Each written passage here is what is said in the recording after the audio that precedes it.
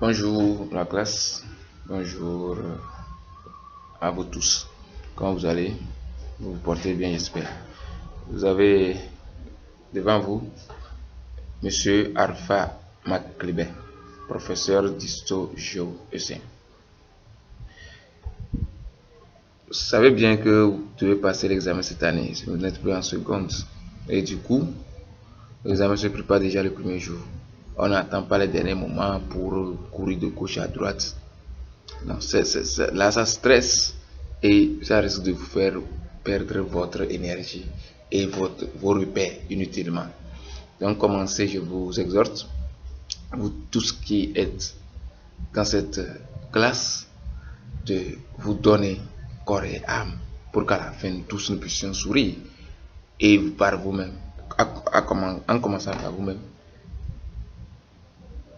Nous les enseignants et vos parents et toute la société entière en général dans laquelle vous vivez. Ok, c'est pourquoi nous avons pris l'initiative d'organiser ces séances d'été pour le compte de cette année 2021-2022, histoire donc de vous rappeler constamment ce qu'il faut faire pour mieux réussir votre examen, notamment l'épreuve d'histoire et géographie. Je vous remercie. Bonne écoute.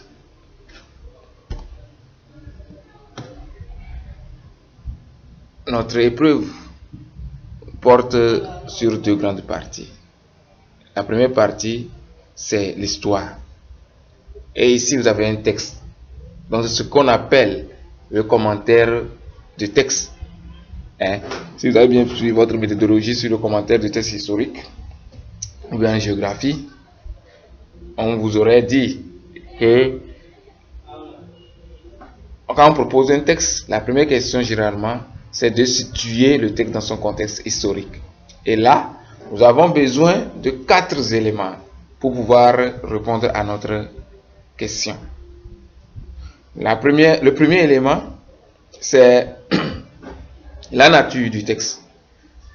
Donc, il s'agit de dire quelle est la nature du texte que vous avez en face de vous.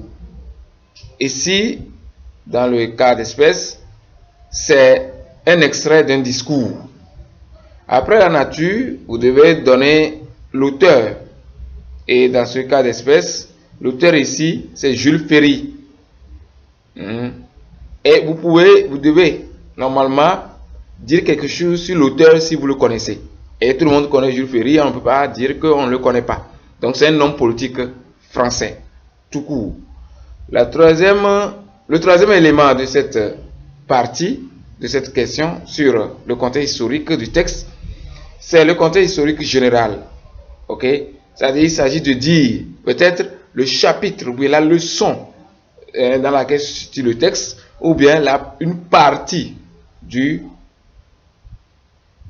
la leçon. Et ici, le contexte historique général, c'est les fondements de l'impérialisme européen. Les fondements de l'impérialisme, ou bien de l'impérialisme européen. On finit donc par l'élément portant donc sur le contexte historique spécifique. Ici, il s'agit donc de dire quelle est sur quelle partie spécifique porte donc le texte. Parce que c'est vrai, dans le contexte général, ça prenait en compte peut-être toute la leçon, mais le texte nous parle de quelle partie au juste de cette leçon, ou bien de ce chapitre. Ok? Et ici, ce texte nous parle des doctrines des partisans à l'impérialisme ou à l'idéologie impérialiste. Je vous rappelle, ici, connaissant l'auteur, ça nous aide plus facilement à trouver le contexte historique spécifique.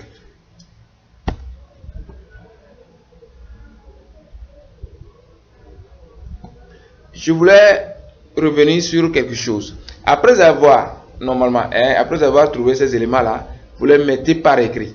Ok? Si vous les laissez comme ça, vous avez la moitié du point. Parce que généralement, cette partie prend 2 points. Si vous vous contentez seulement d'énumérer nature, auteur, contexte historique général, contexte historique spécifique.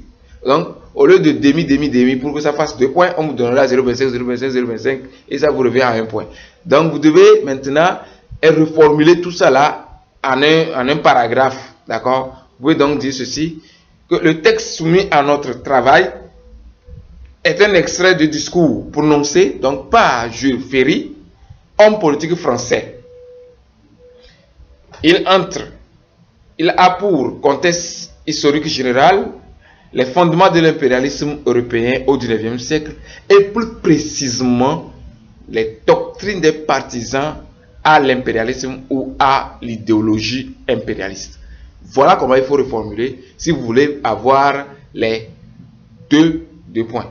Donc, les tirets là, les astérisques, nature, auteur, ainsi de suite, normalement c'est sur brouillon pour que vous puissiez maintenant faire le paragraphe, construire un paragraphe sur la feuille à ramasser. Merci.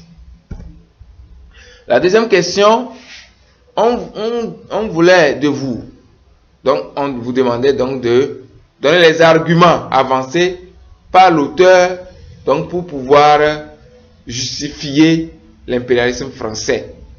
Donc ces arguments sont les suivants. Il s'est basé donc quand vous lisez bien le texte, vous allez voir qu'il s'est basé donc sur les arguments économiques.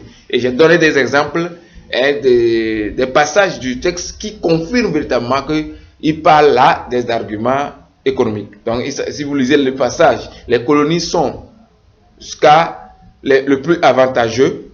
Un autre passage, c'est les fondations d'une colonie, c'est la création d'une colonie. Donc, c'est clair que l'auteur veut nous parler donc des arguments économiques. Excusez-moi. Ici, on trouve également dans ce texte les arguments humanitaires ou civilisateurs.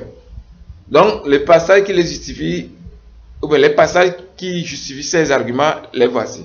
C'est il faut dire ouvertement jusqu'à qu'il y a un devoir pour elles. Deuxième passage, c'est elles ont un devoir jusqu'à les races inférieures. Voilà.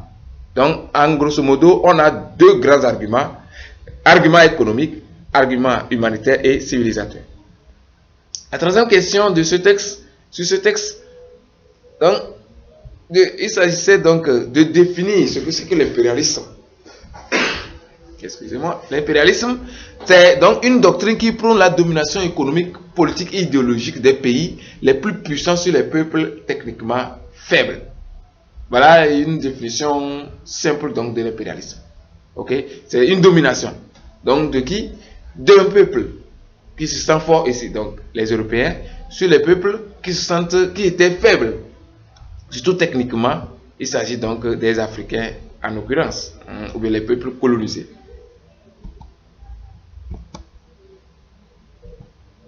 La question 4. On vous demandait de donner les causes ou fondements de l'impérialisme et de les expliquer. Ok? Donc, les causes et fondements. Si on vous demandait simplement les causes, vous en tenez seulement aux causes. Mais comme on a dit d'expliquer, donc à chaque fois que vous énoncez une cause, vous devez l'expliquer. D'accord? Là, vous devez aller puiser dans vos connaissances sur le cours. Parce que vous n'allez pas trouver ces questions-là, les réponses forcément dans le texte. Ici, il faut sortir hors du texte pour pouvoir donner les réponses. Donc ici, les causes donc, de l'impérialisme, au fondement, il y a les causes économiques. Cela s'explique donc par la recherche des matières premières pour les industries européennes, la recherche des débouchés pour écouler le surplus de leur production, la recherche des sources de placement des capitaux. Voilà. Maintenant, une autre cause, c'est il s'agit des causes politiques et idéologiques. Ces causes s'expliquent donc par la recherche de la puissance, la recherche du prestige.